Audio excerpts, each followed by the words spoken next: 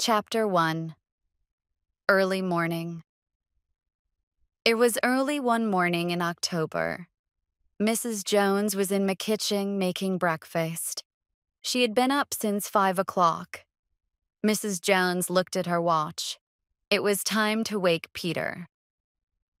Peter, it's 6 o'clock. Get up, she shouted up the stairs. Peter was already awake. What? He asked. It's 6 o'clock, his mother shouted. Oh, okay, Peter replied. He could smell the breakfast which his mother had prepared for him. He got out of bed slowly and went to the bathroom. Peter, his mother shouted again. Yes, Mum. It's okay, I'm up, Peter shouted back through the door. He washed quickly because it was cold and ran back to his bedroom. Peter, your breakfast's ready, Mrs. Jones continued. Yes, Mum, I'm coming, Peter replied as he was dressing. He ran down the stairs and went through the sitting room to the kitchen. Oh, here you are, his mother said. Hurry up or your breakfast will go cold. Peter sat down and ate his breakfast. Do you want some more tea? Peter's mother asked. Yes, please, Peter replied with a smile. Where are you going today? Mrs. Jones asked as she was pouring out the tea. I don't know, Peter said. What's the time? It's 6:30, answered Mrs. Jones, looking at her watch. I must go, Peter said, finishing his cup of tea. Thanks for breakfast. What time will you come back this evening? Asked Mrs. Jones anxiously. Peter stood up. I don't know. If it's a long drive, I won't be back until tomorrow. Take care of yourself, Peter, his mother said, giving him his coat. Don't worry, Mum, I will, said Peter. Then he quickly put his coat on and went out into the hall. Goodbye, his mother shouted. See you, Mum. He went out of the front door into the street. He walked along to the end of the street and turned right. As he turned the corner, he saw the bus and started to run. He ran as fast as he could and got on the bus just before it left. Corporation Street, please, he said to the driver. 50 pence, please, replied the driver. Peter paid and sat down. The bus drove quickly through the empty streets and was soon in Corporation Street. Peter got off and walked along the street to Universal Transport Limited. He went through the gate and into the office. Good morning, Mr. James, said Peter cheerfully as he entered the office. Good morning, Peter. How are you? Said Mr. James, looking up from his desk. Mr. James decided where the lorries went every day and gave the drivers their instructions. He was a short, fat man, aged about 45. He was popular with the drivers because he had been a driver himself once, so Mr. James understood the drivers' problems. I'm fine, thanks, replied Peter. Good, said Mr. James. I want you to take a load of biscuits to Manchester today. You can stay the night there and come back tomorrow. Right, answered Peter. Is the lorry ready? No, Peter, not yet. Can you help load it, please? Asked Mr. James. Peter went outside and walked over to his lorry. He helped put the boxes of biscuits in the lorry and then drove it to the gate. The man at the gate gave Peter the address for the biscuits in Manchester and asked Peter to sign some papers. Peter thanked him, got back into the lorry and drove out of the gate. It was still only 7:30 and Bridgewater was quiet. He drove along Corporation Street and through the center of the town. The town was empty and all the shops were still closed. Peter drove on and soon passed people leaving their houses and hurrying to work. Peter took the road for Bristol, and by 8 o'clock he had left Bridgewater and was out in the country. He turned on the radio and listened. It will be cold in most of England today, and there will probably be heavy rain. That is the end of the weather forecast. Now it is 8 o'clock and time for the news. A middle-aged man was murdered in Bristol late last night. The police would like to talk to a boy of about 16 who... Peter turned off the radio. He was always unlucky. Today, he had to drive all the way to Manchester, and it was going to rain. As he was thinking about the weather, the first few drops of rain started to fall. It was still raining when Peter reached Bristol. It was after 9 o'clock now, and all the shops were open. There were lots of people and cars, and he had to drive slowly. He took the road to the north and was through the town in half an hour. Not bad, he thought. I'll get to Birmingham by lunchtime. As Peter looked out ahead, he saw a boy standing by the side of the road. It was difficult to see in the rain, but the boy looked about 16. He was wearing a red jersey and jeans. He was hitchhiking and was holding out his hand to ask for a lift. Peter slowed down and stopped. The boy ran up and opened the door. "Where are you going?" the boy asked. "Manchester," Peter said. "Can you give me a lift?" the boy asked anxiously. "Yes, get in." As he spoke, Peter leant over and helped the boy into the lorry. The boy closed the door. He was very, very wet. Peter drove off. "Where are you going?" asked Peter. "I don't know," said the boy. "You don't know?" Peter repeated in a surprised voice. "No, I've run away from home." The boy spoke quietly. "What?" said Peter. The lorry was very noisy, and it was difficult to talk. "I said I've run away from home." The boy repeated his words loudly, but Peter still could not hear. "What?" Peter asked again. "I said I've left home. I'm not going to go back," the boy shouted. "Why?" asked Peter. "We had an argument, that's all," the boy replied slowly. "What's your name?" inquired Peter. John Stevens. What's yours?" the boy asked. "Peter," replied the lorry driver.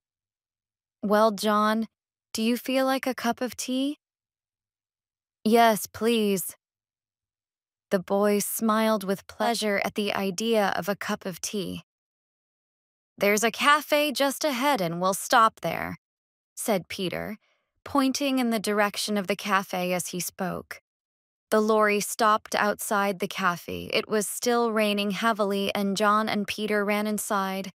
Chapter 2. The newspaper. It was warm in the cafe, and Peter went up to the counter where a girl was serving. John took a seat at a table. "2 teas, please," said Peter to the girl at the counter. "Here you are, love," said the girl, as she pushed 2 cups of tea towards Peter. "That's 90 pence, please." Peter gave her the money and carried the cups of tea over to the table where John was sitting. "Thank you," said John. The tea was hot and sweet and warmed both of them up. "So you've left home then," said Peter. "That's right," John replied. "Why?" Peter asked. "I told you, we had an argument," said the boy. Peter smiled. "You don't have to tell me if you don't want to." "I want to," said John. "I must talk to someone." Tell me what happened then, said Peter in a kind voice. Well, you see, John began, my parents are dead, and I live with my uncle. Peter interrupted the boy. In Bristol? Yes, that's right, said John. My uncle has always been kind to me, but he never lets me do anything. What do you mean? Asked Peter. The boy pushed back his chair. Well, he never lets me go out in the evenings. Peter nodded. Why not? Oh, the boy said. He says that I must stay in and study instead. He makes me stay in and study every night while my friends are out enjoying themselves. I see, said Peter as he drank his tea. That's why you ran away, is it? John shook his head. Not really. It was because of what happened last night. What did happen? Asked Peter, watching the boy's face closely. I told my uncle that I wanted to go to the cinema with some of my friends, John explained, but my uncle wouldn't let me go and told me to study instead. Yes, said Peter, encouraging the boy to continue his story. When he wasn't looking, I ran out and went to the cinema with my friends. When I came back, my uncle was waiting for me. He was very, very angry and asked me where I had been. I told him I'd been to the cinema. When I told him that I'd been to the cinema, my uncle hit me in the face. John paused to drink his tea. Does he often hit you? Asked Peter. When he gets angry. Last night he hit me very hard, and I got angry and hit him back, replied John. Peter's face was serious. What did your uncle do then? He asked. Nothing. You see, I must have hit him very hard because he fell on the floor and didn't move. John stopped speaking and looked at the table. What did you do then? Asked Peter quietly. John hesitated. I was afraid, and so I ran out. Where did you go? Inquired Peter. I can't remember. When I came back an hour later, there were several police cars outside the house. All the lights in the house were switched on. Then a policeman came out of the house and saw me. There he is, he shouted and ran after me. I ran away and the policeman didn't catch me. I slept in the bus station and started hitchhiking early this morning. Well, said Peter, you certainly had a busy night. Why did you run away from the police? Because they wanted to catch me and put me in prison, answered John. But why do you think they wanted to put you in prison? Continued Peter. Because my uncle must have telephoned the police. He must have told them to catch me because I had hit him. Do you want some more tea? Asked Peter. John nodded. Yes, please. Here's 90 pence, said Peter, handing John the money. Can you go and get 2 more teas? John went to get the tea. There were a lot of people in the cafe, and he had to wait. Peter picked up a newspaper which someone had left on the table. Peter looked at the front page. When Peter had read this, he quickly put the newspaper in his pocket. A minute later, John returned with the tea. Was there anything interesting in the paper? John asked. No, said Peter. Drink up your tea because we must leave as soon as possible. They finished their tea quickly and walked out to the lorry. Peter started the engine and drove off. It had stopped raining and the sun was shining. It was now warm inside the lorry and John began to feel sleepy. If you want to sleep, Peter said, you can get into the back. The lorry's not quite full, and there's an old coat of mine there you can lie on. Thanks, said John. That would be good. Peter stopped the lorry, and John got into the back. They drove off again. Peter drove as fast as he could in order to make up for lost time. There were only a few cars, and soon the lorry was near Tewksbury. Suddenly, Peter saw a police car stopped on the road ahead. As he drove closer, a policeman walked out in front of the lorry and held his hand up. Chapter 3. The lorry is stopped. The policeman held his hand up. Peter slowed the lorry down and stopped. The policeman walked up to the side window. What is it? Asked Peter. What's the matter? We're looking for a boy who we think may have killed his uncle, replied the policeman. Oh, yes, said Peter. I heard the news about it on the radio this morning. Well, continued the policeman, we think the boy has left Bristol and he may be hitchhiking north. Is he dangerous?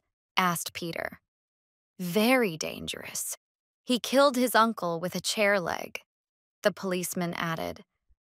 What does he look like? Asked Peter. The policeman took out his notebook and read, John Stevens, aged 16, brown hair, brown eyes, average height, last seen wearing a red jersey and blue jeans. The policeman looked up from his book. Have you seen him? He asked Peter. Yes, said Peter. I've seen hundreds of young men dressed like that this morning. It could have been any of them. Okay, said the policeman. Thanks for your help. If you do see him, let us know, won't you? Of course, replied Peter and started the engine. Cheerio, shouted the policeman. Just a minute, said another voice. The policeman turned around. Another policeman was getting out of the police car. He was big and red-faced and had a nasty voice. What is it now? Asked Peter. I've got to be in Manchester before 5 o'clock. All right, this won't take long, said the second policeman. We're going to search your lorry. Why? Asked Peter angrily. The boy may be hiding there. Both policemen walked around to the back of the lorry. What shall I do now, thought Peter. I could drive off before they look in the back. But if I do drive away, they'll drive after me and their car is much faster than my lorry. What shall I do? Sit here and wait. If they find John, I can say that I didn't know he was in my lorry. Hey, you! Shouted one of the policemen. They've found him, thought Peter. Hey, you, come and help us open the back of your lorry. Right, shouted Peter and got out. If I'm there when they find John, he thought, perhaps I can give him a chance to escape by getting in the policeman's way. Peter walked around to the back of the lorry and opened it for the policemen. They looked in. All they could see was a lot of boxes and, in one corner, some old coats on the floor. Right, said the second policeman. I'm sorry to have made you wait so long. You can go now. Peter thanked him, got into the lorry, and drove off. He drove for 10 minutes until he was sure that the police car was not following him.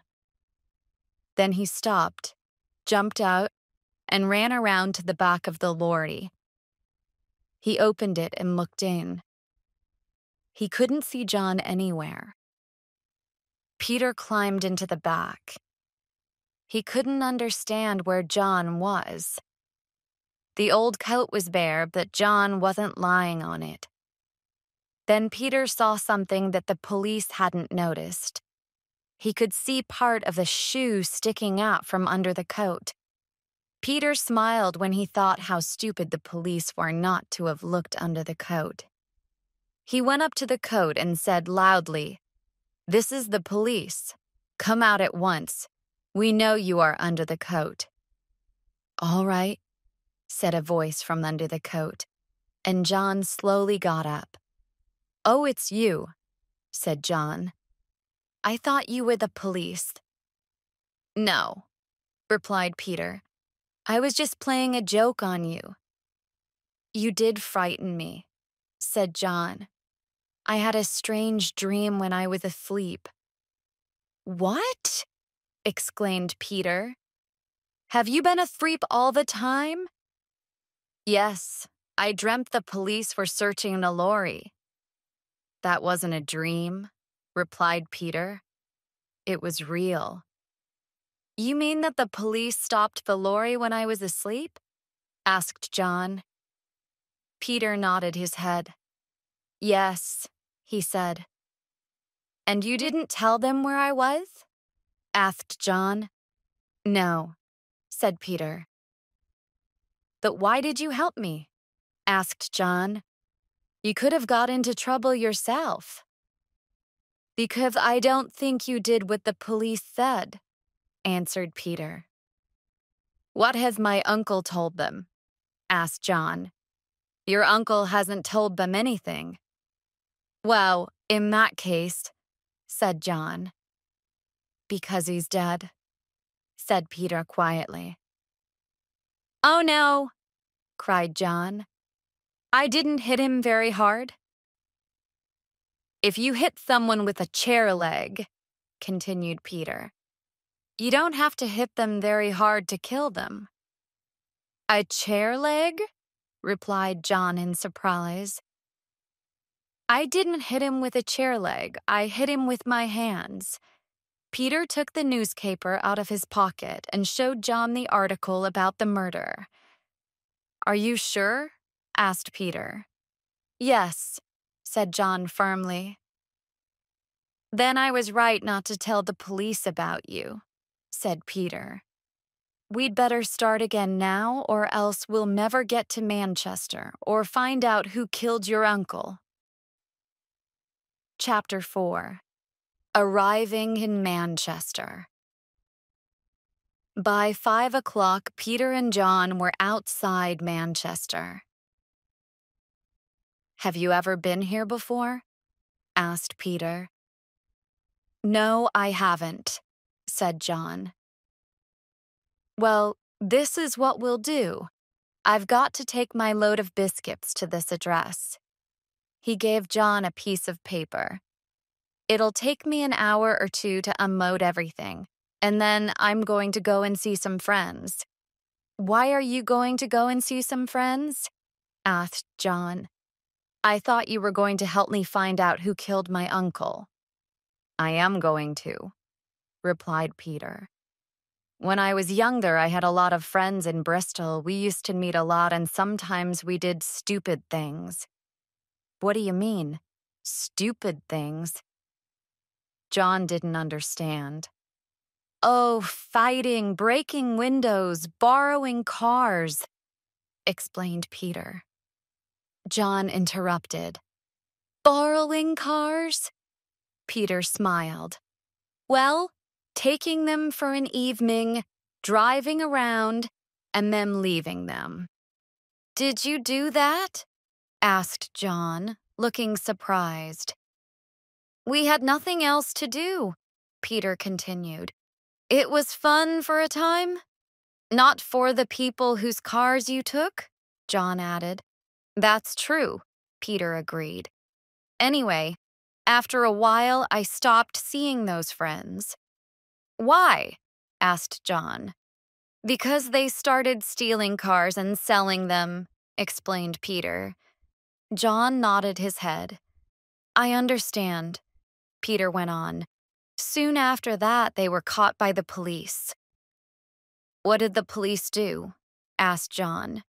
"They sent my friends to prison," said Peter. John looked at Peter. "I'm sure that stopped them stealing." Not really, said Peter, shaking his head, because in prison they met older men who taught them a lot about stealing. What happened when they left prison? Inquired John.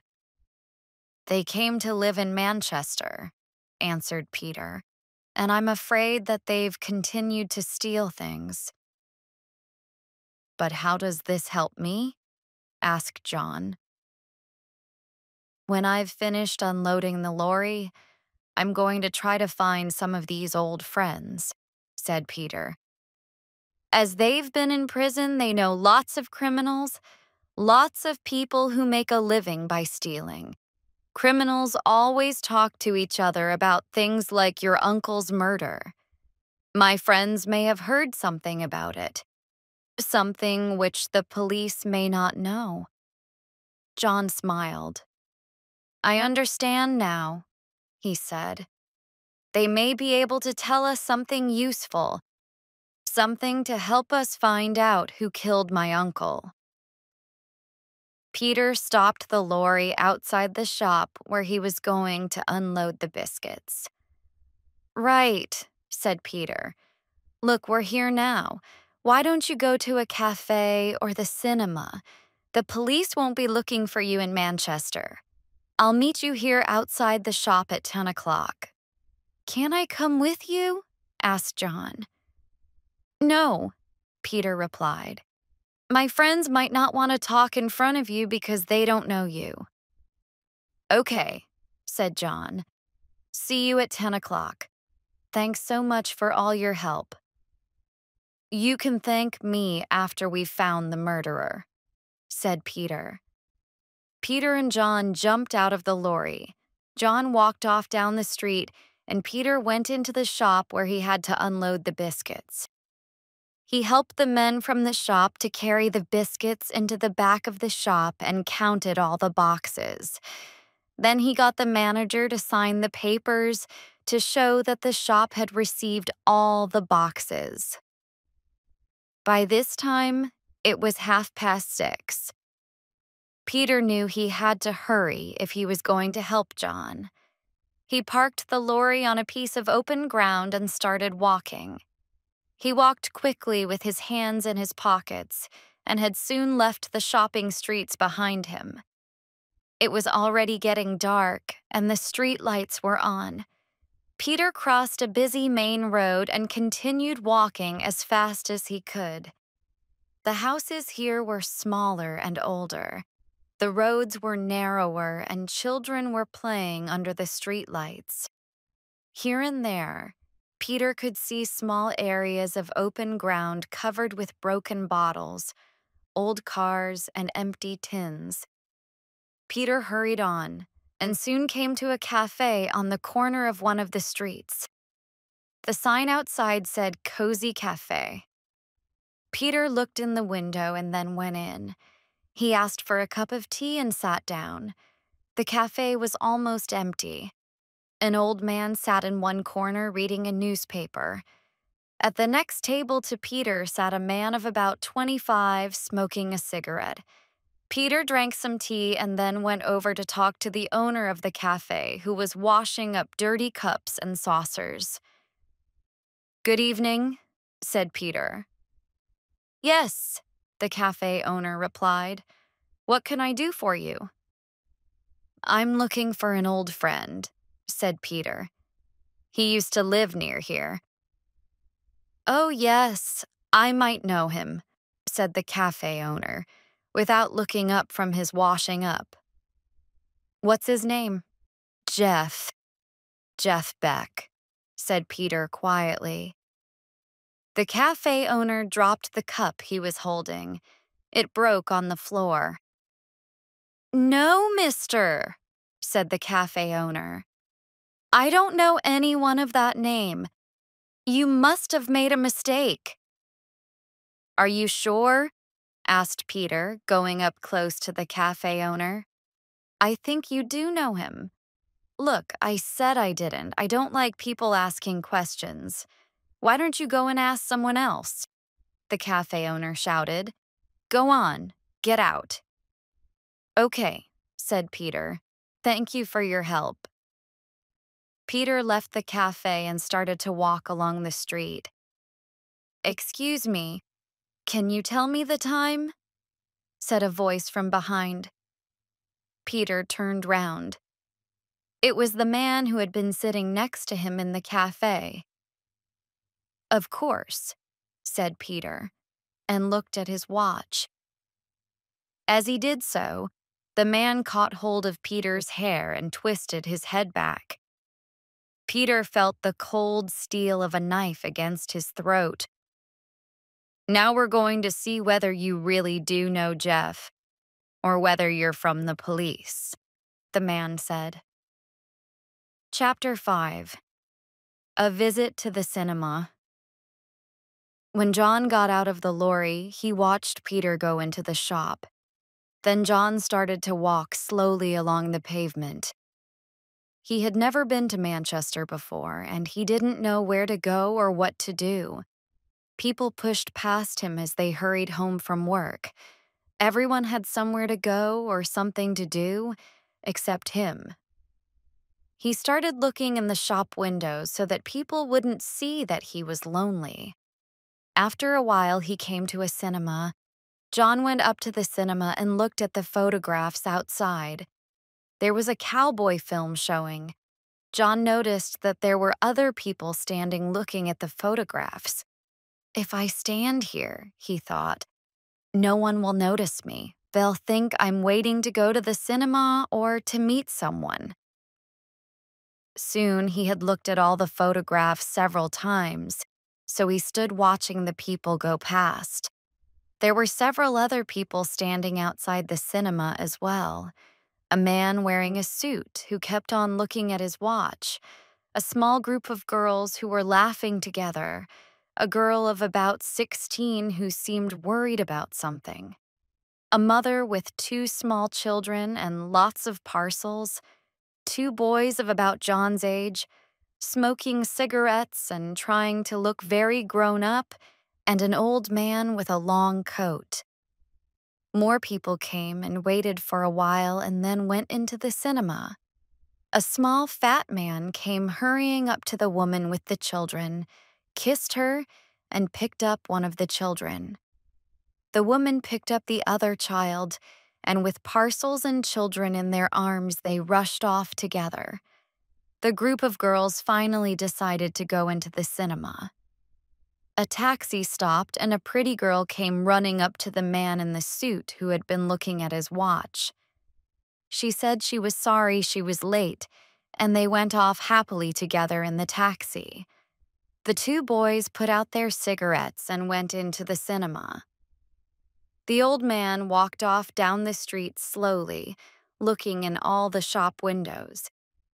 The only people left waiting outside the cinema were John and the girl who was looking worried. John looked at the clock outside the cinema entrance. It was 7:30. The film had started at 7:15. John looked at the girl. She was thin, quite tall, and had short brown hair. She looked about the same age as John. She was walking up and down with an angry look on her face. She looks quite nice, thought John. I wonder what she would do if I asked her to go to the cinema with me. I expect she's waiting for someone, but she's been waiting for a long time now. Perhaps a person she's waiting for isn't going to come. Shall I go and ask her to go into the cinema with me? What if she laughs at me? What if she calls a policeman? As he was thinking this, John looked up. To his surprise, he saw that the girl was not the only other person there. There was a man standing outside the cinema as well. A policeman. John stood quite still. He wasn't sure what to do. If he walked away, perhaps the policeman would stop him and ask him questions. If he stood there, perhaps the policeman would ask him why he was waiting. The policeman looked at John. John looked away and pretended to look at the photographs. After a minute, John looked back at the policeman. He was still staring at him. Then the policeman started to walk towards him. Well, John thought, there's only one thing to do now. I must talk to the girl so that the policeman will think I live here. John walked up to the girl and said, "Hello." "Hello," the girl said in reply. There was a silence. "Do you want to go in and see the film with me?" John asked suddenly. "I don't know," the girl replied, looking surprised. "I'm waiting for my boyfriend. That I've been waiting for half an hour and he hasn't come yet." "Perhaps he won't come," said John quickly. "Perhaps he have taken another girl to the cinema instead." The girl smiled. "Well, if he's done that," she said, "I'll come in with you, but he may just be late and he'll be angry if he gets here and doesn't find me." The policeman came closer. John took hold of the girl's hand. "Come on," he said to her. "The film's already started." "All right, then," the girl replied. "But I hope Steve doesn't get angry." "Who's Steve?" asked John. "My boyfriend," she replied, as they went up to buy tickets. "Oh, don't worry about him," said John, feeling very happy because he had escaped from the policeman. "Your boyfriend will never know you went into the cinema with me, will he?" John turned to the ticket office and asked for 2 seats at the back.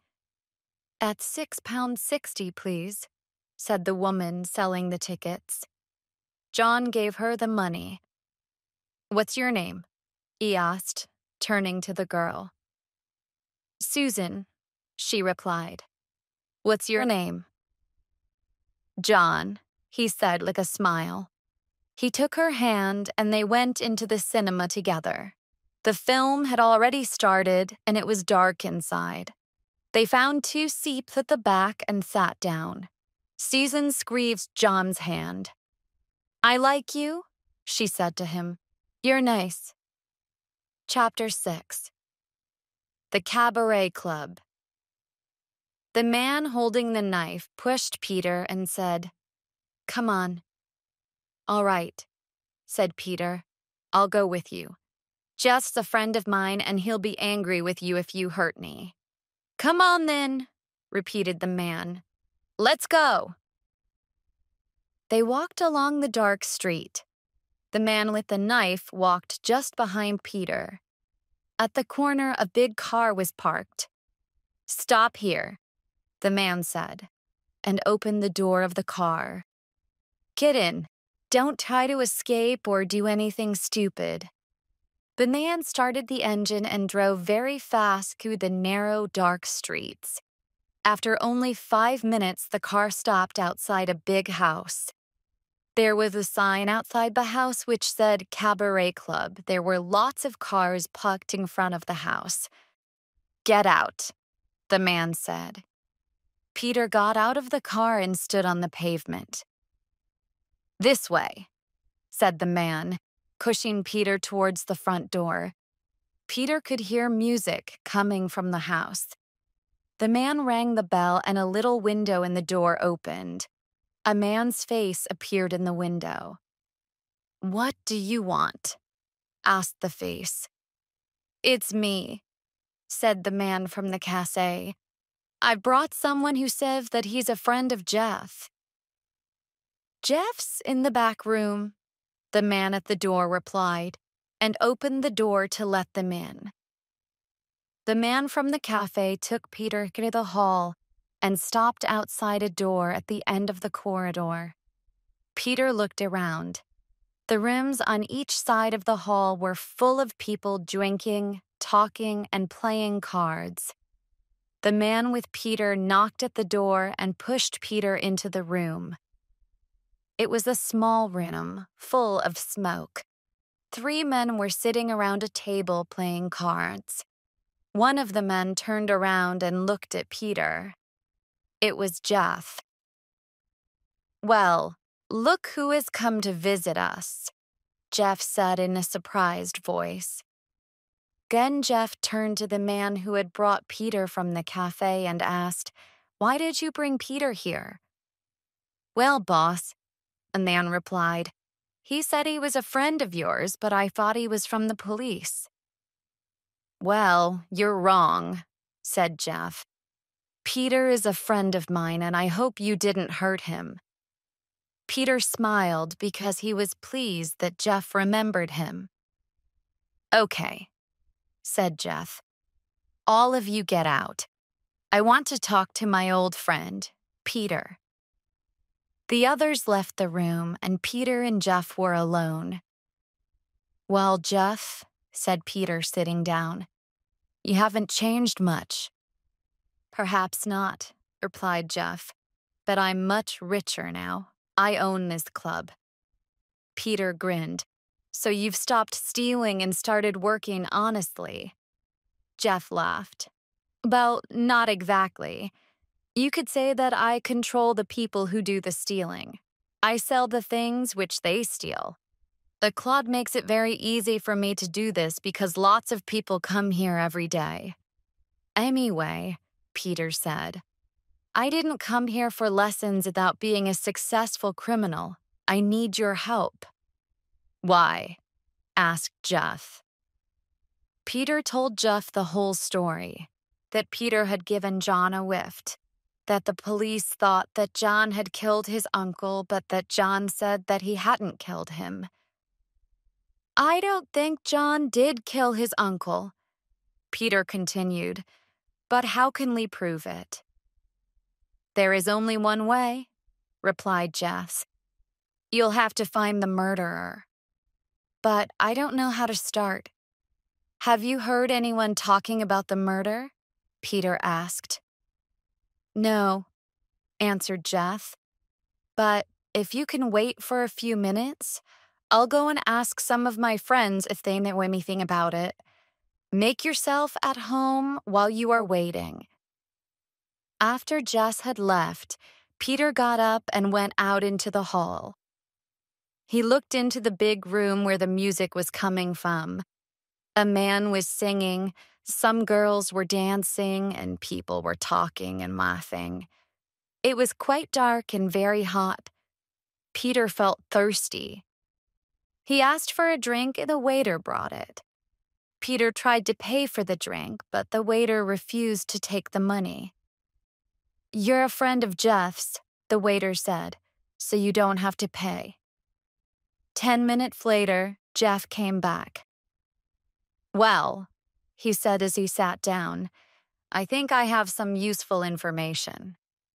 Peter nodded. "What is it?" he asked. "Do you know who the murderer is?" Jeff laughed. "Of course not," he said. "But I can give you the name of someone in Bristol who may be able to help you." "What's his name?" Peter asked. "Bob Steele. He's a friend of mine. Bob lives by the river. He knows more about what happens in Bristol than the police do." "Thank you very much," said Peter. Jeff gave Peter a piece of paper. "Here's Bob's address," he said, "and a note to say that you're a friend of mine. Bob will help you find the murderer." Peter stood up. "Thank you again, but I must go now," he said to Jeff. "I must get back to Bristol as soon as possible." "Right," replied Jeff. "It was nice to see you again, and if you ever want another job, come and see me." "No, thank you," said Peter with a laugh. "I don't think I'd be a very good thief." Jeff walked out to the door with Peter and told the man at the door to drive Peter back to his lorry in the big car. Peter got into the car and the car drove off fast down the street. Chapter 7. John learns a lesson. Meanwhile, John and Susan were sitting in the cinema. They were sitting close together, and John had his arm around Susan. The film wasn't very good, but they were both enjoying it.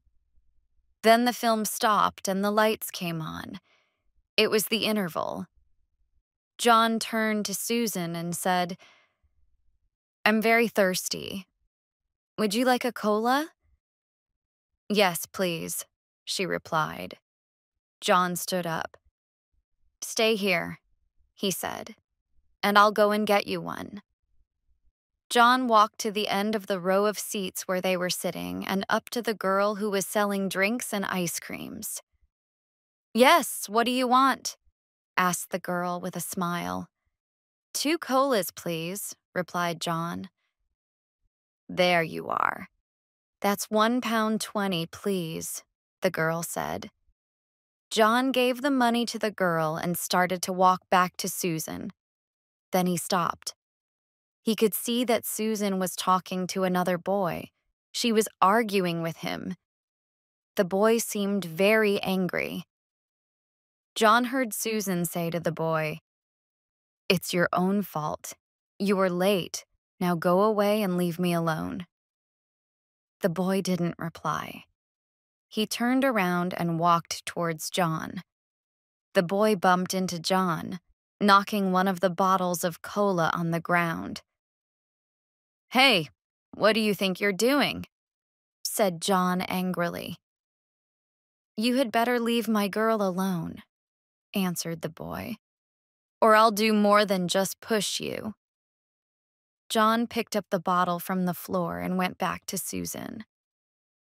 "Who was that?" John asked Susan. "It was my boyfriend, Steve," Susan replied. "He's angry with me because I didn't wait for him outside the cinema." "What did your boyfriend say?" John asked as he passed Susan one of the bottles. Susan had a drink. "Steve told me to come and sit with him," she said. John nodded. "And what did you say?" he asked. "I told Steve to go away and leave us alone. I told Steve that I was a free person and didn't belong to him.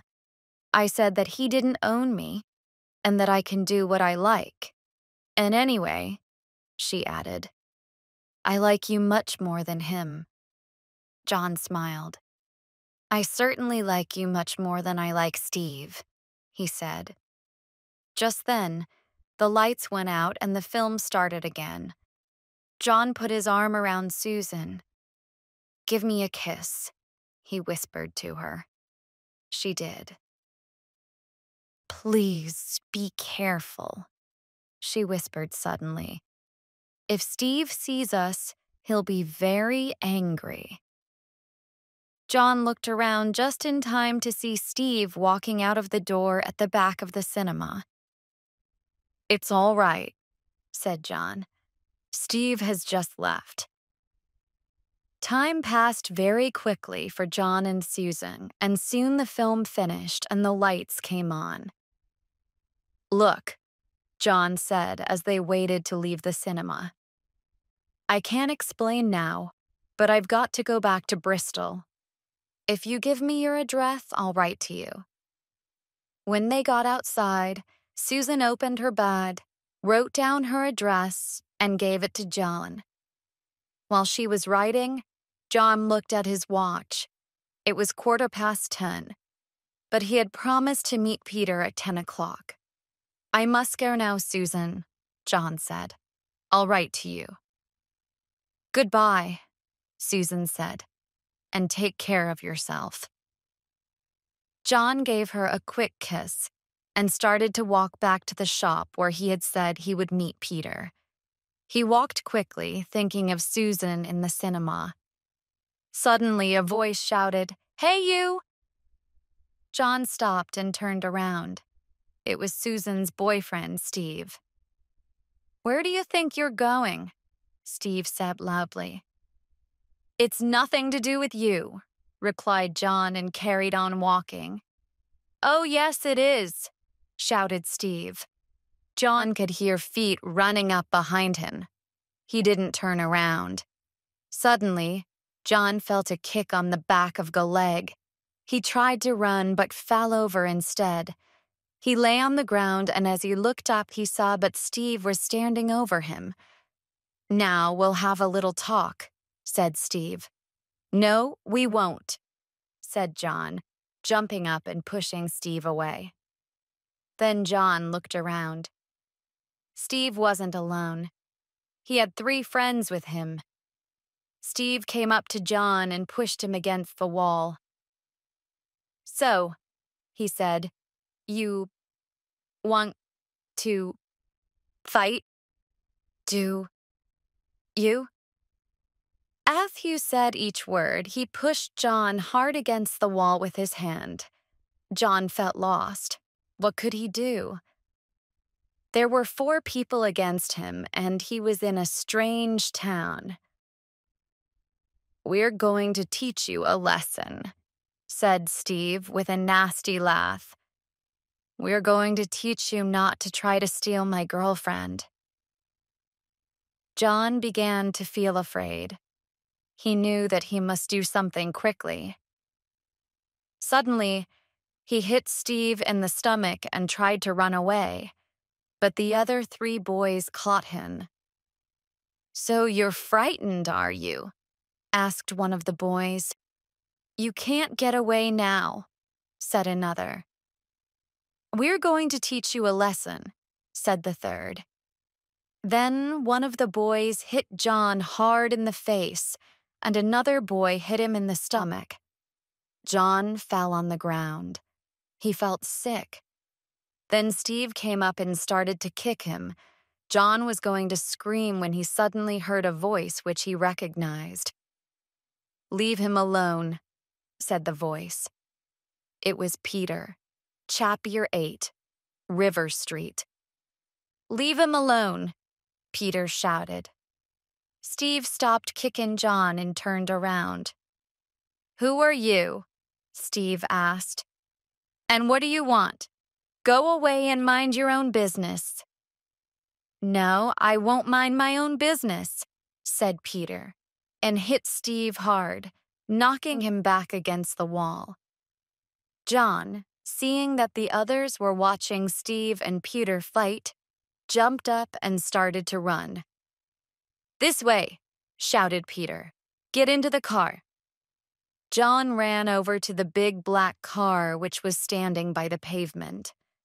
As John got in, he looked back to see that Peter had beaten Steve. Steve and his friends were running away. "How did you know I was here?" John asked Peter when he got into the car. "We'll talk about it later," said Peter. John and Peter sat in silence until the car stopped beside Peter's lorry. Peter thanked the driver, and both Peter and John got into the lorry. Peter started the engine, and they drove back to Bristol. "Now," said Peter as they were leaving Manchester, "tell me how you got into the fight." John explained to Peter about the cinema, Susan, and Steve. "I hope that fight taught you a lesson," said Peter. "Don't." "Yes, I know," replied John with a laugh. "Don't steal other boys' girlfriends. You sound just like Steve." "But how did you know where I was? You arrived just in time." "I didn't know where you were," replied Peter. "It was just luck. I was in the car on the way back to the lorry when I saw the fight. I asked the driver to stop because it didn't seem to be a fair fight. It was 4 against 1. I didn't recognize you until after I had shouted stop." "That was lucky," said John. "Yes," laughed Peter.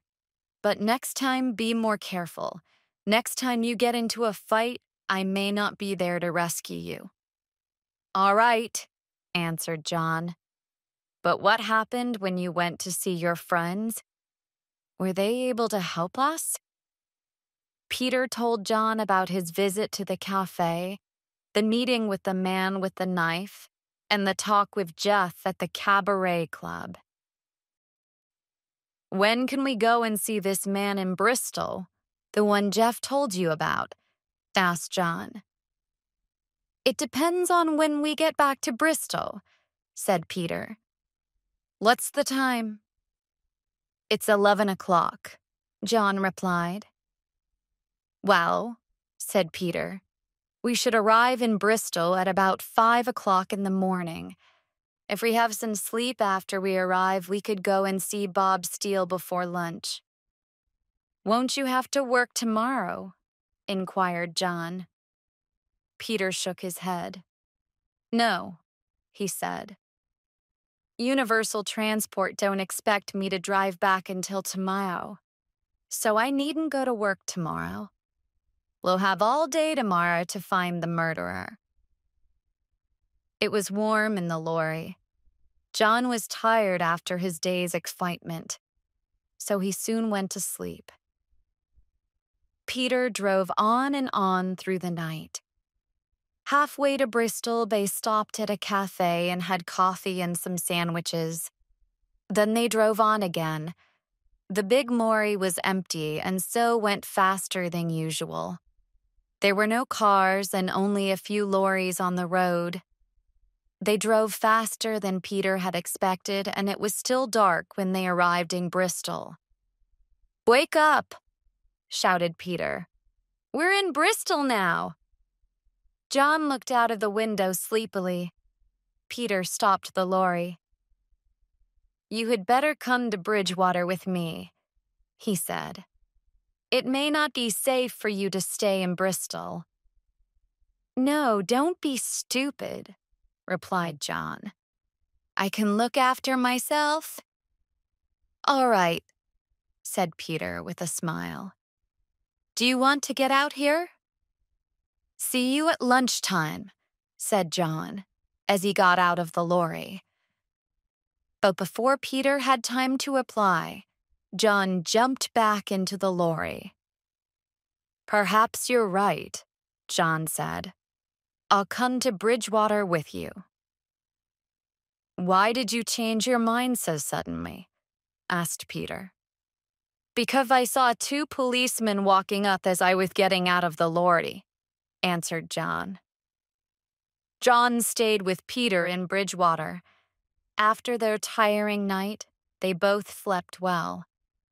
Peter's mother was surprised to see John, but Peter explained that he was a friend in trouble. He did not explain what the trouble was. Soon after 12 o'clock the next day, they drove back into Bristol. Peter stopped the lorry outside a house close to the river. "I think this is it," he said.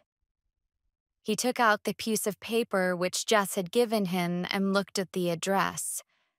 "Bob Steele, 12 River Street. Yes, that's right. Number 12. River Street was a small, low house which hadn't been painted for a long time. The windows were dirty and the curtains were drawn. The house looked empty. Peter knocked at the door. There was no answer. Peter knocked again. "I'm coming," shouted a voice. After a couple of minutes, the door opened a few centimeters. "Who is it?" a voice asked. "We want to talk to Bob Steele," Peter replied. "Why?" asked the voice. "We want some information," answered Peter. "Come in then," the voice said. "You've come to the right place if you want information." Chapter 9. Information. "Come in," said the man at the door. It was Bob Steele. John and Peter went into the hall. It was dark and they couldn't see very much. Bob Steele went on ahead of them up the stairs. "It smells bad here, doesn't it?" John whispered to Peter. Peter nodded and they followed Bob Steele up the stairs and into a small room at the back of the house. Although it was the middle of the day, the curtains were drawn in this room too. The only light came from the small lamp on the table by the bed. The bed was untidy and the sheets were very dirty. The floor of the room was covered in old newspapers. "Sit down," said Bob Steele. Peter and John sat down and were able to look at Bob Steele in the light for the first time. He was middle-aged and quite short. His hair was red and he had a small red beard. He was wearing old clothes but had a big new gold watch on his wrist.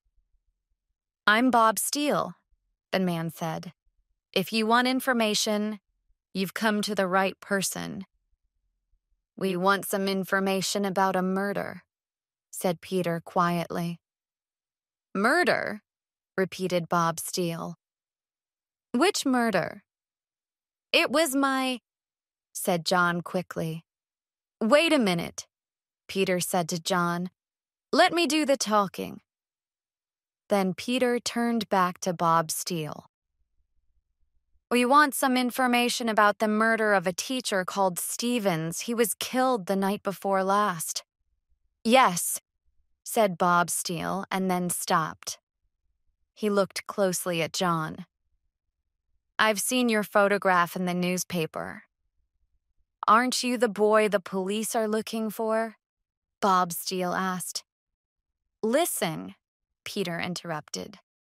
"We came here to ask questions, not to answer them." "Okay," replied Bob Steele. "If you give me a couple of hours, I can find out all you want to know. All I've heard about the murder so far is that Mr. Stevens wasn't killed for money. There must have been some other reason." "That's not much help," said Peter. "Look," said Bob Steele, "I can find out a lot more, but you must give me a little time. Come back after lunch and bring the money." "What money?" exclaimed Peter. "Jeff Beck told us you would help us because you were a friend of his." "Jeff was right," replied Bob Steele. "I will help you, but I want £100 for helping you." Peter stood up. "We'll come back at 2:00, he said. "Come on, John. Let's go." Peter and John left the house and walked down the street. They stopped at a cafe on the corner and went in. "I don't know," said John after they had sat down. "Bob Steele wasn't much help, was he?" "Let's wait and see," said Peter. "But Peter," replied John, "I haven't got £100 to give to Bob Steele." "Neither have I," said Peter. "I've only got £20 on me." John laughed. "I hope that's enough," he said. "It will have to be enough," said Peter. "But do you trust Bob Steele?" asked John. "Do you believe that he will tell us the truth?" "We don't have any choice," Peter said slowly.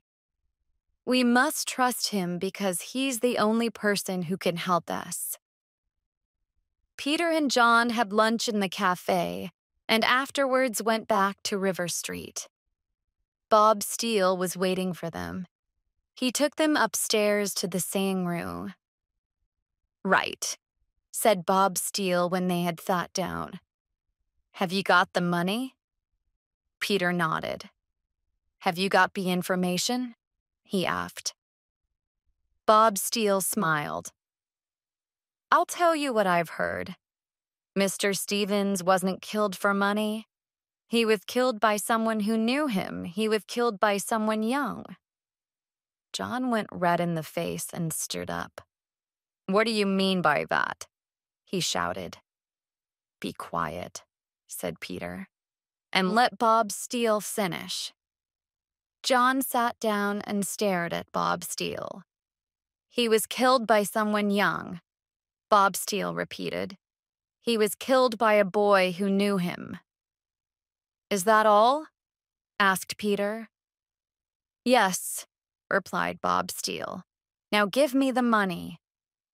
Wait a minute, said Peter firmly. I'll give you the money when you tell me the name of the murderer.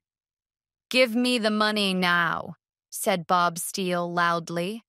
Don't give him anything, shouted John. He's a liar. He's not telling the truth. He wants you to think that I'm the murderer. Bob Steele turned and went up to John angrily. Listen, my boy, he said. You'd better keep quiet unless you want the police to know where you are. You can't frighten me, replied John. Bob Steele turned back to Peter. You'll give me the money and get out, he said. I tell you what I'll do, said Peter quietly. I'll give you 20 pounds now, and I'll give you the rest when you tell me the name of the murderer. Bob Steele was quiet for a minute. He looked at John and thought for a moment. He took the money, then he smiled. Okay, said Bob Steele. Let's arrange a place to meet. How about under the clock at the railway station at 3:30? I'll be able to tell you the name then. We'll see you then, said Peter. Peter and John went out together. When they were in the street, Peter turned angrily to John. Why don't you keep quiet? Peter said, turning to John. Bob Steele is our only chance. You shouldn't shout at him or call him a liar. I don't like him, replied John. And anyway, he was trying to make you think that I am the murderer. We'll find out who is the murderer at 3:30, said Peter, and they walked off down the street. Bob Steele watched John and Peter from his window. He waited until they had gone. Then he went downstairs and over to the public telephone box across the street. He dialed a number. Hello? He said. Is that the police? Chapter 10. John is arrested. I must go to the post office, said Peter, as he and John walked away from Bob Steele's house. Why?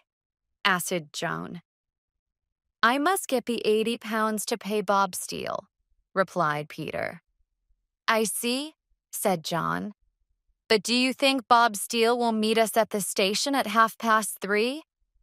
I expect he will, said Peter, unless you made him too angry.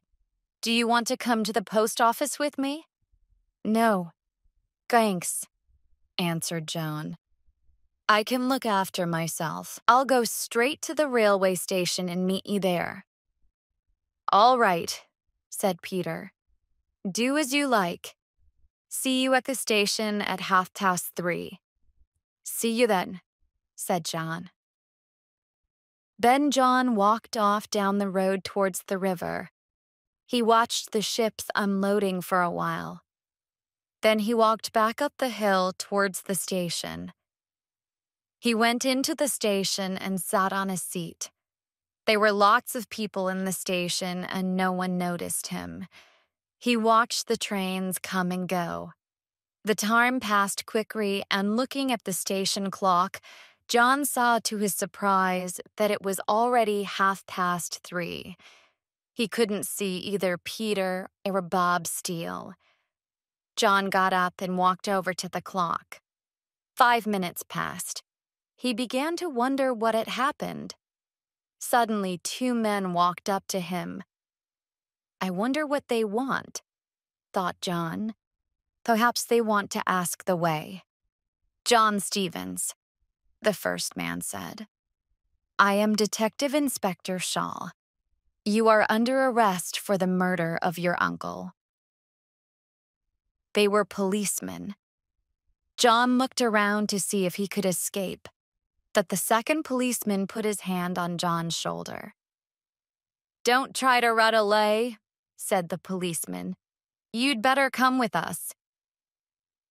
The policeman took John outside the railway station, where there was a police car waiting. They put John into the back seat and Detective Inspector Shaw got in beside him. The other policeman got into the driving seat and started the car. As they were driving off, John looked back at the station and saw Peter looking at the car. "Why did you do it?" asked Detective Inspector Shaw. "Do what?" replied John. "Kill your uncle," said Inspector Shaw. "I didn't kill my uncle," said John angrily. "Oh, yes, you did," said Inspector Shaw, looking closely at John. "We know you did." John did not reply. When the police car arrived at the police station, the policeman took John inside. They put him in a small room with no window and told him to wait there. There was no chair, and John was soon tired of standing, so he sat down on the floor. A few minutes later, Inspector Shaw came in. He saw John sitting on the floor and told him to stand up. John stood up. "Are you going to tell us all about the murder now?" asked Inspector Shaw roughly. John didn't reply. He looked at the floor. "Look at me, boy," shouted the policeman. John looked up. "Now tell me the truth," said Inspector Shaw. "Tell me why you killed your uncle." "I didn't, started John. "I see," interrupted Inspector Shaw. "So you want to be difficult, do you?" Inspector Shaw went out of the room and banged the door. John sat down again, but as soon as he did so, the door opened and he was told to stand up. After about an hour, another policeman came in, smiled, and said hello to John. "I'm Sergeant Black," he said. "Are you John?" "Yes," John replied. Sergeant Black brought 2 chairs, and he and John sat down. "I expect you're thirsty," said Sergeant Black. "Would you like a cup of tea?" "Yes, please," said John with a smile. He liked this policeman much more than Inspector Shaw. Sergeant Black brought in 2 cups of tea and a plate of cakes. "Now then," said Sergeant Black kindly, "what's all this about?" John didn't reply. "You can trust me," said Sergeant Black. "I'll understand." John liked Sergeant Black and he liked the tea, so he started to answer the sergeant's questions. "Did you like your uncle?" asked the sergeant. "No," said John slowly. "Not very much." "Where have you been for the last 2 days?" asked Sergeant Black. "I've been to—" John stopped.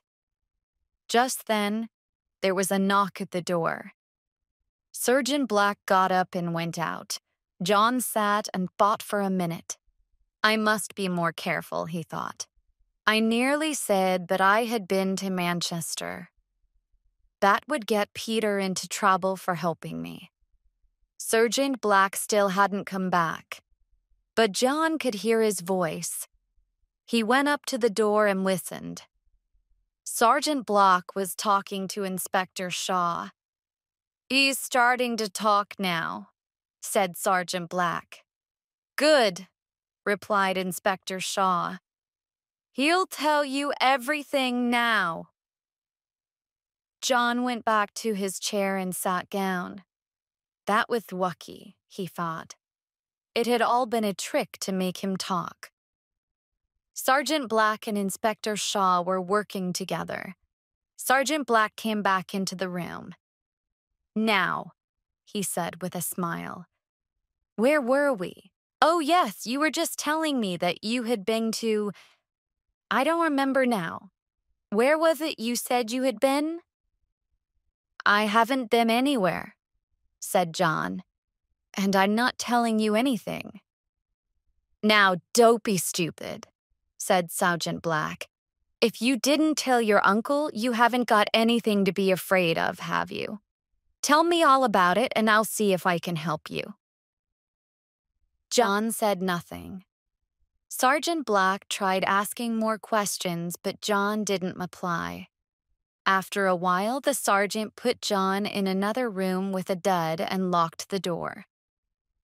"Can I have some food, please?" John asked. "Yes," the policeman replied. "You can have some food when you've told us the truth." Chapter 11. Peter finds Bob Steele. Peter looked at the police car as it drove away from the railway station. He thought that he could see John inside the car. Peter looked again. Yes, it was John. The police had caught John at the railway station. Peter ran into the station and looked under the clock, but there was no one there. But where was Bob Steele? Perhaps Bob Steele had already left. Or perhaps he had seen the police and run away. Or perhaps Bob Steele had told the police that John would be waiting at the station at 3:30. Peter turned around angrily and left the station. Peter went back to River Street to collect his lorry. He also wanted to talk to Bob Steele again. He wanted to find out if Bob Steele had told the police about John and if he knew anything more about the murder. When Peter arrived at River Street, he was still feeling very angry. Peter banged on the front door of Bob's home, but there was no answer. He waited for a moment and then banged again. There was still no answer. Peter tried to look in the front windows, but he couldn't see anything because the curtains were all closed. He went around to the back of the house and banged on the back door. There was no answer. Right, thought Peter. If Bob Steele is at home, he'll have to go at it sometime. If he's out, he'll return home in the end. So I'll wait for him. Peter walked back to the front of the house and drove his lorry around the corner, out of sight. Then Peter went into the cafe on the corner, where he and John had waited at lunchtime. He sat at a table at the window, from which he could watch Bob Steele's front door.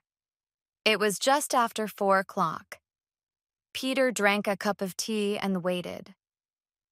By 5 o'clock, Bob Steele still had not appeared. Peter drank another cup of tea and ate some biscuits. At 6 o'clock, he went out, bought a newspaper, and returned to the cafe.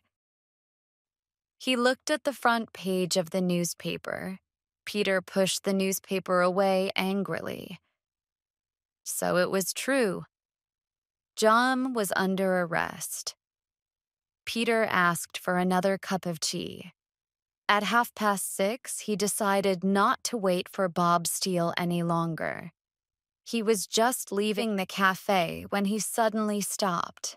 He could see Bob Steele walking quickly along the street away from number 12. Peter decided to follow him. Bob Steele went towards the center of the town and Peter followed him. When Bob Steele stopped to cross the road, Peter hid in a doorway. When Bob Steele looked around, Peter hid behind his newspaper. After a few minutes, Bob Steele stopped at a bus stop. Peter waited in a shop doorway, pretending to read his newspaper. The bus came and Bob Steele got on. Peter followed and sat close to the door of the bus so that he could watch Bob Steele without being seen. Peter wasn't sure what ticket he should buy, so he asked to go to the center of town and hoped that Bob Steele would get off there. Peter was right. Bob Steele got off at the bus station in the center of the town.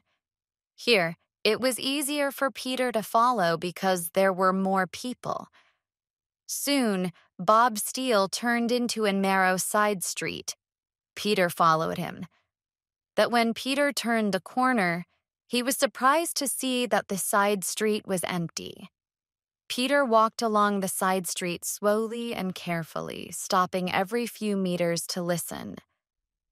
Halfway down the street, he could hear voices coming from a dark shop doorway. He went close to the doorway and listened. Peter could hear Bob Steele's voice but couldn't hear all the words. Peter could only hear some of the words Bob Steele was saying. Told you, trust me, the police, arrest, railway station. Peter moved closer to try to hear what Bob Steele was saying. Suddenly, Peter bumped into a tin which was lying on the ground. The tin made a loud noise. Bob Steele and the person he was with stopped talking. Peter jumped back and tried to hide, but it was too late. "There's someone there," shouted Bob Steele, and he and the person he was talking to ran off down the street. Peter ran after them. He could see both of them clearly as they ran ahead of him. The person Bob Steele had been talking to looked quite young, about 15 or 16 years old. At the end of the street, Bob Steele turned to the right, and the boy he had been talking to turned to the left. "What shall I do?" thought Peter. "Which one should I follow?" He decided to run after Bob Steele. He ran as fast as he could and slowly got closer and closer to Bob Steele. Bob Steele looked over his shoulder at Peter and tried to run faster. But Peter caught up with him and took hold of his coat. Bob Steele tried to get free, but he couldn't escape. Peter caught hold of Bob Steele's arm and twisted it behind his back. "Now," said Peter, "you're going to tell me the truth." Chapter 12. More information. "Come on," said Peter. "Tell me the truth." But Bob Steele didn't say anything, so Peter twisted his arm a bit more. "Ow!" cried Bob Steele. "Stop it." "I'll stop it when you start talking," replied Peter. "All right," said Bob Steele, "but I can't talk here. Let's go back to my house and I'll tell you there." "I've got a better idea," said Peter. "We'll walk back to your house and you can tell me what you know as we walk." "Okay," said Bob Steele. "That please leave go of my arm." Peter laughed. "No," he said. "I don't want you to run away again." Then they started walking back to River Street. "Now," said Peter, "did you send the police to the railway station?" Bob Steele shook his head. "No," he said. "I didn't do it." Peter twisted Bob Steele's arm. "I don't believe you," he said. "Why did you send the police to the station? Was it for money?" "No," said Bob Steele. "They didn't give me very much." Then he was silent. "Very much what?" asked Peter quickly. "They didn't give you very much money. So you did tell the police that John was at the station, but they didn't pay you very well." Bob Steele didn't reply. They both walked in silence for a moment. "Who were you talking to?" asked Peter. "When?" said Bob Steele. "When I caught you," replied Peter. "I was talking to myself," said Bob Steele. "No, you won't," Peter said firmly. "I saw you talking to a boy. Who was he?" Bob Steele didn't answer. They walked on in silence again, and were soon back outside number 12 River Street again. "Open the door," Peter told Bob Steele. "We haven't finished our conversation yet." When they were sitting in the upstairs room again, Peter went forward and started to speak seriously to Bob Steele. "Now, let's be honest with each other. You make your living by selling information. You sold information about my friend John to the police." Bob Steele opened his mouth to speak, but Peter ignored him and continued. You sold John to the police, said Peter. But the police didn't pay you very much, so someone else must have paid you as well. Someone else must have given you money to tell the police where John was. Am I right? Bob Steele looked at the floor and didn't reply. Peter went on. I think that the person who paid you to tell the police where John was must have had a reason. I think he must have had a good reason to want to see John arrested by the police. Do you know what reason? Bob Steele shook his head. No, I don't. Well, I do, said Peter. I think the person who paid you money to get John arrested was the murderer. Now, tell me the name of the person who paid you. Tell me his name. Bob Steele looked up. You don't understand, mister, he said. I don't tell people things. I sell information. If you want to know anything more, you'll have to pay me. Peter raised his hand angrily to hit Bob Steele. Don't hit me, Bob Steele shouted. If you hit me, I won't tell you anything. Peter lowered his hand and smiled. You would sell your own mother if you could, he said. All right, I'll pay you. How much do you want? You promised me 80 pounds, said Bob Steele quickly. That's right, answered Peter, and he took out the money. He held the money out to Bob Steele. Here you are, Peter continued. Tell me the name of the person who paid you to get John arrested. Bob Steele took the money and counted it. Then he put it in a pocket of his old coat. Well, he said, I'm afraid I can't tell you the name. What? Shouted Peter angrily. Wait a moment. Let me explain, said Bob Steele. I can't tell you the name because I don't know it, but I can tell you two things. What are they? Asked Peter.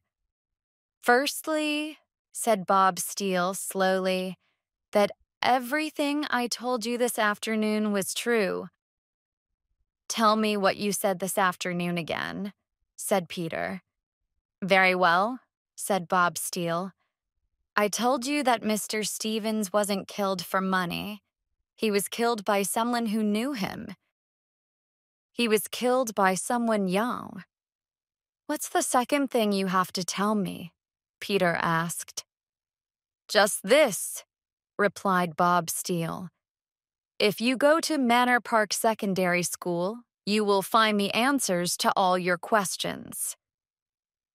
How will I find the murderer at Manor Park Secondary School? Asked Peter in surprise. Mr. Stevens was a teacher there, answered Bob Steele. Peter stood up quickly. I'm going to go there now, he said.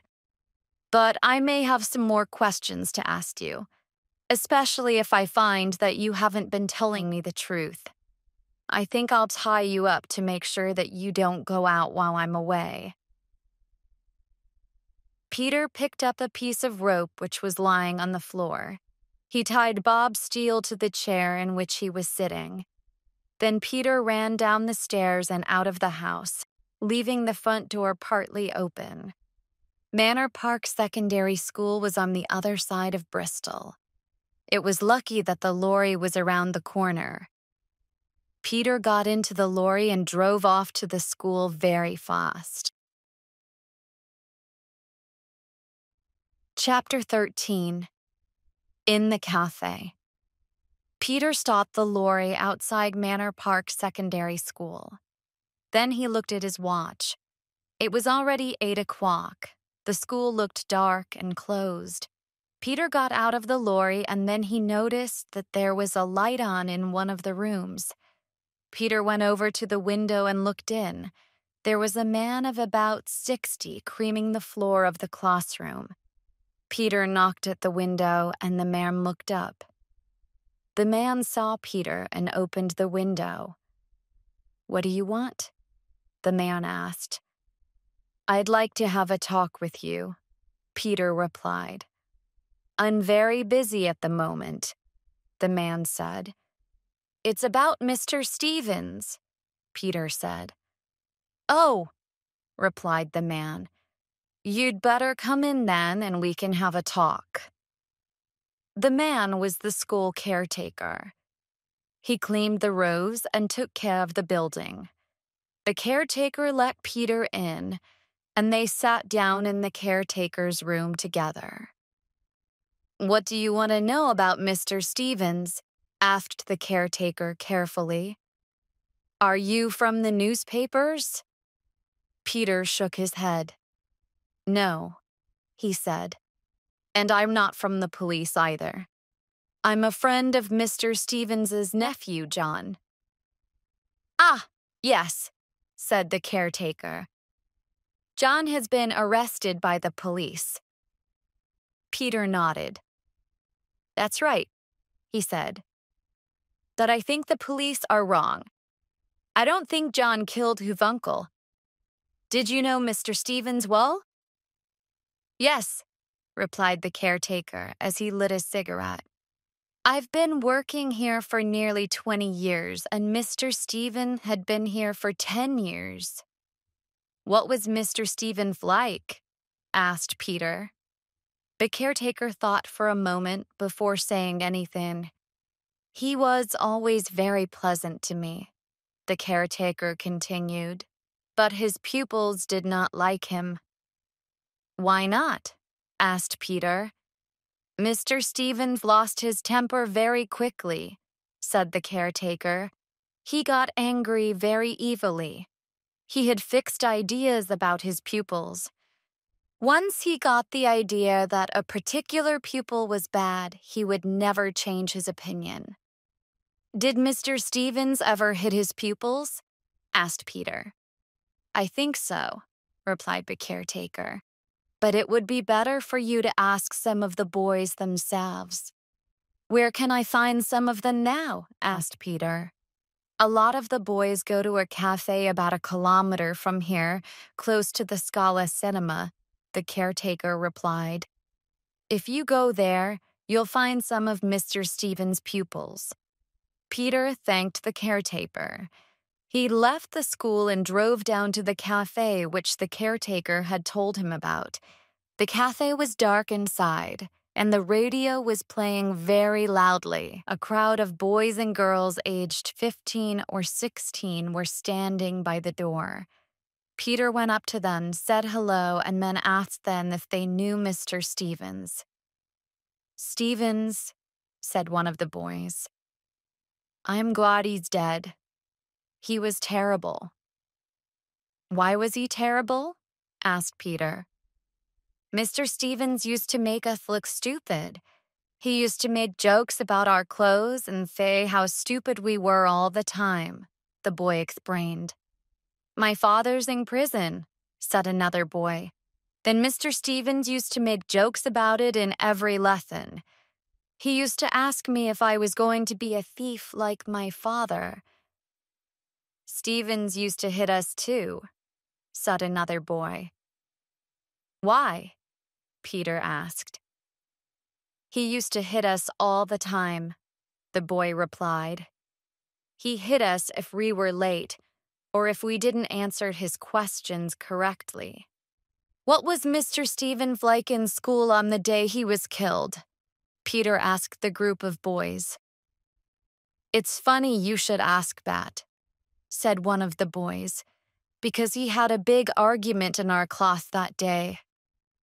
"What was the argument about?" inquired Peter. "I don't remember now," said the boy.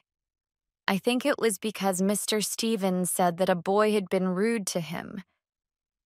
The boy said he hadn't, but Mr. Stevens shouted at him and gave him a lot of extra homework to do." "What was the name of this boy?" asked Peter. "I think it was Tommy Logan," said another boy. Peter thanked the boys for their help and asked them where he could find Tommy Logan. Tommy could be anywhere, one of them said. He's got a motorbike, but he usually comes here to the cafe at about 9 o'clock, so if you wait, you'll probably see him. Peter went into the cafe, got a cup of coffee, and sat down. He had been waiting for nearly half an hour when he heard a motorbike arrive outside. A dark-haired boy wearing a leather jacket pushed through the crowd at the door. The boy came up to Peter. "I hear that you're asking questions about me," he said, staring at Peter. "What do you want?" Peter looked at the boy in the leather jacket. Peter couldn't remember where he had seen him before. Then Peter remembered. This was the boy he had seen talking to Bob Steele. Chapter 14. The Chase. Peter looked carefully at the boy in the leather jacket. "Sit down," Peter said. "Are you Tommy Logan?" "That's right," replied the boy. He was about 16, with dark hair and a thin face. He seemed nervous, and his eyes were moving all the time. "I want to ask you some questions about Mr. Stevens," Peter told the boy calmly. "Are you from the police?" asked Tommy Logan. Peter shook his head. "No, I'm not," he said. "In that case," replied the boy, "I don't have to talk to you. Goodbye." The boy stood up and turned to go. Peter caught hold of the sleeve of the boy's leather jacket. "Don't go yet," Peter said quietly. "Let's talk about your friend, Bob Steele." A look of fear came into Tommy Logan's eyes. He pulled his jacket out of Peter's hand and pushed his way to the door. Peter got up and ran after the boy. When Peter got to the door, he was just in time to see Tommy Logan jump on his motorbike. Peter ran out onto the pavement, but it was too late. Tommy Logan started the engine and drove off. "I know where he's going," Peter said to himself. He ran back to his lorry and jumped in. He started the engine quickly and drove after the motorbike. But the motorbike was faster than the lorry and soon disappeared. "Never mind," said Peter to himself. "I know where he's going." Peter drove back to River Street as fast as he could. As he turned the corner into River Street, he switched off the lorry's lights. Peter drove slowly and quietly along the street and stopped close to number 12. Outside Bob Steele's house, Peter could see a motorbike. It was Tommy Logan's motorbike. Peter had been right in thinking that the boy would come here. Peter climbed over the wall into the garden and went up to the front door. It was wide open. Inside, Peter could hear voices. He started to climb the stairs.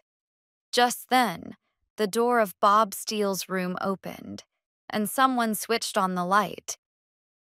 "There he is, on the stairs!" shouted Tommy Logan, pointing at Peter. Before Peter could hide, Bob Steele and Tommy Logan came running out of the room. Peter got ready to stop them as they came down the stairs. Suddenly, Peter saw that Bob Steele was carrying a chair. It was the chair Peter had tied Bob Steele up in. Tommy Logan must have untied him. With a laugh, Bob Steele threw the chair at Peter from the top of the stairs. The chair was heavy. It hit Peter on the shoulder and knocked him down the stairs. Then Tommy Logan and Bob Steele ran down the stairs, jumped over Peter's body, and ran out into the street. Peter lay at the bottom of the stairs. His head and right shoulder hurt badly. Then he heard the motorbike starting. With difficulty, Peter got up and went to the door. Bob Steele and Tommy Logan were both on the motorbike and they were driving away fast down the street. "I'm not going to lose them again," said Peter aloud. He forgot about the pain in his shoulder and ran as fast as he could to his lorry. In a moment, he was chasing after the motorbike in his lorry. The motorbike turned right at the end of the street and went down the hill towards the river. Peter switched on the lorry's headlights fully, and with the tires screaming, he followed the motorbike around the corner. Going down the hill, Peter was able to go faster than the motorbike and was soon only 50 meters behind. Then, at the bottom of the hill, the motorbike suddenly turned right into a narrow street. Peter followed the motorbike into the narrow street. As the lorry's lights lit up the wall at the end of the street, Peter shouted happily. "Now I've got you!" he shouted. "There's no way out!" The street had no exit. The only way out of the street was back to the road. The motorbike went to the end of the street, and discovering that there was no way out, turned around. Then the motorbike drove back towards Peter. Peter could see Tommy Logan's face as he drove the motorbike straight at the lorry. Peter quickly turned the lorry across the street so that the motorbike could not pass, and then he waited for the crash.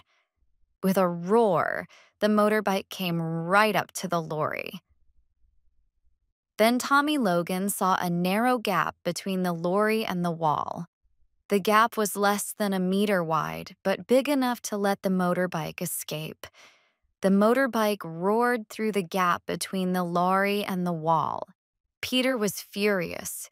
Angrily, he turned the lorry around and began to chase the motorbike.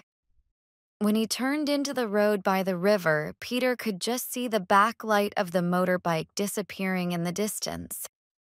He drove faster. He turned a corner. And then, to his surprise, Peter saw that Tommy Logan and Bob Steele had been delayed. They had stopped in a queue of cars at the traffic lights. The lights were red, and so the cars had to wait. Tommy Logan looked over his shoulder and saw that Peter's lorry was approaching fast. Peter was now very close. Tommy Logan decided that he would not wait at the red lights.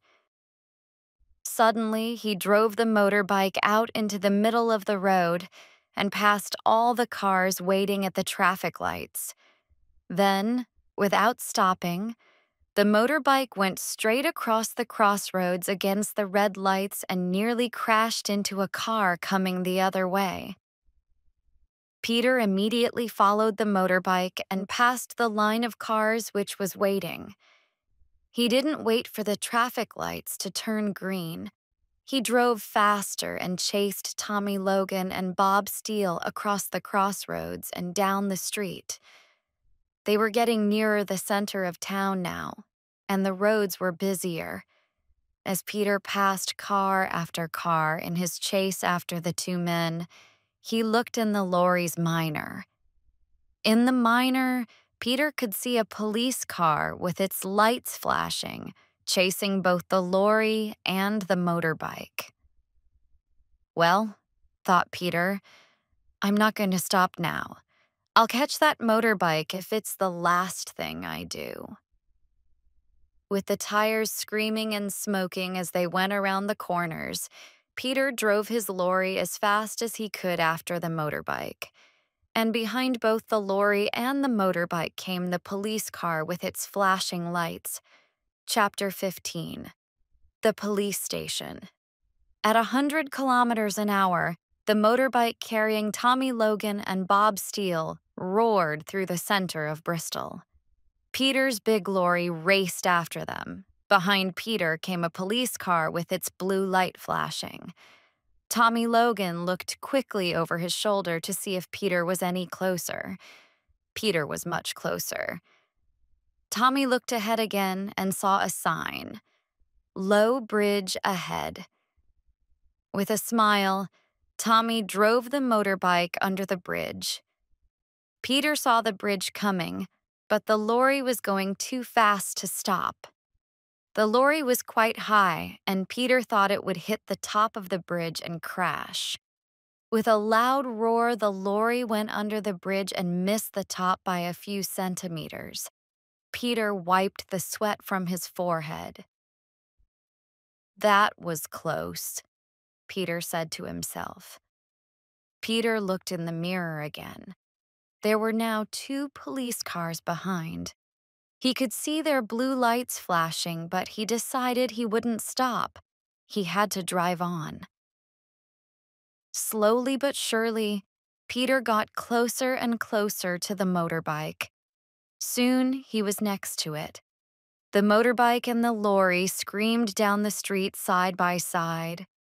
A car coming in the opposite direction saw the lorry and motorbike and drove up onto the pavement to avoid a crash.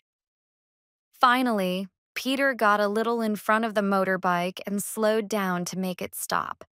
Tommy Logan also slowed down. Then he suddenly drove the motorbike up onto the pavement and passed Peter again.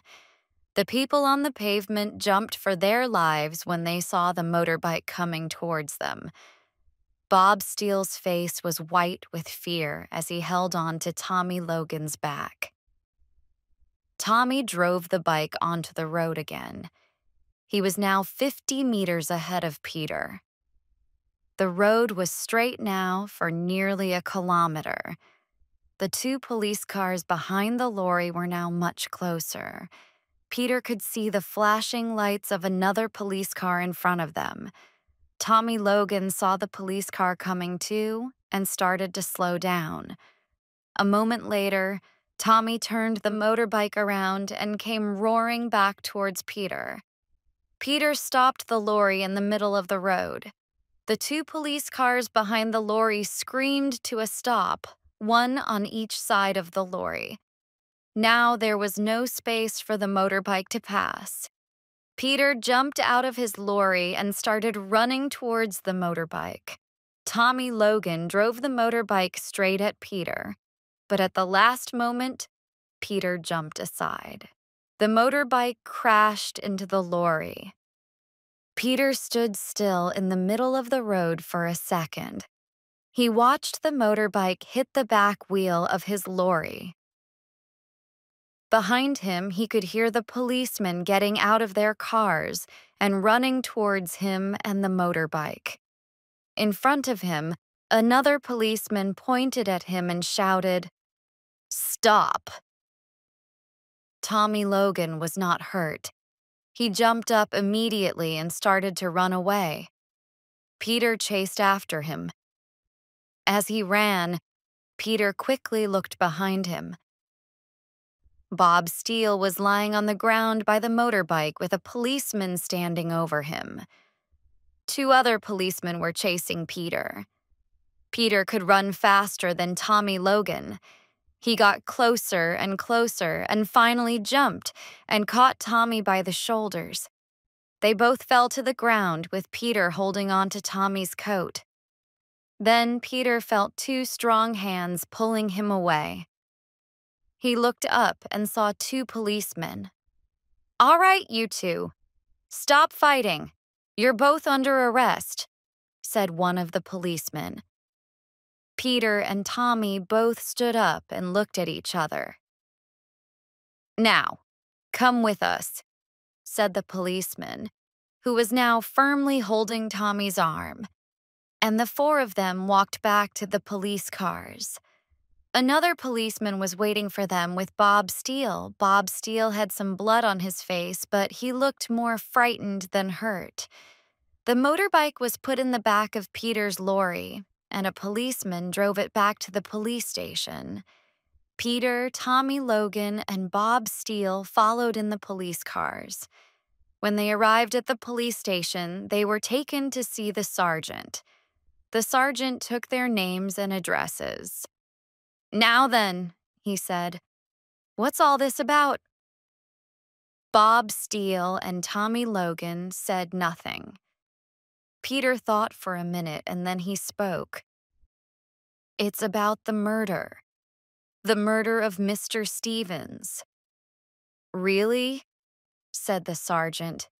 You were driving through Bristol at 100 kilometers an hour because Mr. Stevens was murdered. Were you? Peter tried to explain the situation, but the sergeant didn't want to listen. If it's about the murder, the sergeant said, you can talk to the inspector. He's out now, but he'll be back in half an hour. I hope you're telling the truth because the inspector is a very busy man. He'll be very angry if he thinks you're wasting his time. He's mad, shouted Bob Steele, pointing at Peter. All right, be quiet, all of you, said the sergeant. You can all talk to the inspector when he comes. The sergeant took Bob Steele and Tommy Logan and put them in one room. Then he opened another door and pushed Peter into a different room. Peter! Shouted a voice. Peter looked up. It was John. Peter, how good to see you. Is everything all right now? Asked John. Are they going to let me go? No, said Peter sadly. Then what are you doing here? Asked John. I'm under arrest too, said Peter. What for? John asked in surprise. Dangerous driving, replied Peter. He told John the whole story, and John listened without saying anything. Then John told Peter that the police had asked him lots of questions, but that he hadn't told them anything. I think it's about time you did tell us everything, said a voice from behind them. It was Inspector Shaw. Now, said Inspector Shaw, you're both in bad trouble. I want the truth. Chapter 16. The truth is told. Inspector Shaw sat down. He looked at Peter and John. I want the truth, the inspector said again. Peter looked serious. He was going to tell the inspector the whole story. He hoped Inspector Shaw would believe him. If the inspector didn't believe his story, Peter knew that he would be sent to prison for helping John and for driving dangerously. Inspector Shaw listened without saying anything, while Peter told him the whole story from the moment he had given John a lift to the chassis through Bristol. The inspector wrote some notes in a little book while Peter was talking. Do you expect me to believe this story? Asked Inspector Shaw when Peter had finished. Yes, said Peter. It's the truth, John added. We'll see, replied the inspector as he left the room. Inspector Shaw returned a minute later with Sergeant Black, Bob Steele, and Tommy Logan. Sergeant Black brought in some chairs, and they all sat down. Inspector Shaw turned to Bob Steele, who looked very frightened. You've been in trouble before, said the inspector, and this time you'll go to prison unless you tell us all that you know. Prison? Said Bob Steele. I haven't done anything. I haven't killed anyone. I was just walking past Mr. Stevens' house the night before last when I saw— Be quiet, you old fool, shouted Tommy Logan as he jumped to his feet. Sergeant Black pushed Tommy back into his chair. What did you see? Inspector Shaw asked Bob Steele. Bob Steele continued. I saw a young man running out of the house. He left the front door open. I was surprised, so I went in to have a look. Mr. Stevens was lying on the floor. Who was the boy you saw running out of the house? Asked the inspector. Bob Steele pointed at John. It was him, he said. I didn't, started John. Be quiet, said Sergeant Black. What happened next? The inspector asked Bob Steele. Well, Bob Steele continued. Mr. Stevens was lying on the floor.